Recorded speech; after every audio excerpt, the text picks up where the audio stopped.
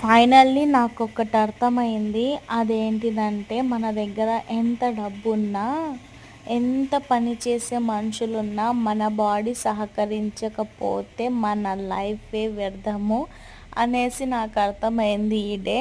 నేను లేసి టాబ్లెట్ కూడా తాగలేని స్థితిలో వచ్చేసా అన్నమాట.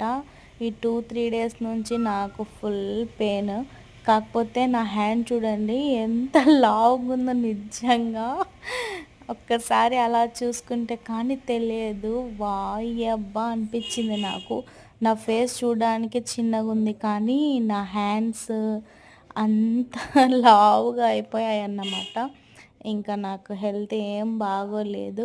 నేను ఎందుకబ్బా ఇలా పనుకుంటున్నాను, లేసి ఏదన్నా చేయాలి అనిపిస్తుంది కానీ నా బాడీ నాకు సహకరించడం లేదు. సో, అలా ఉంటది నాకిప్పుడు.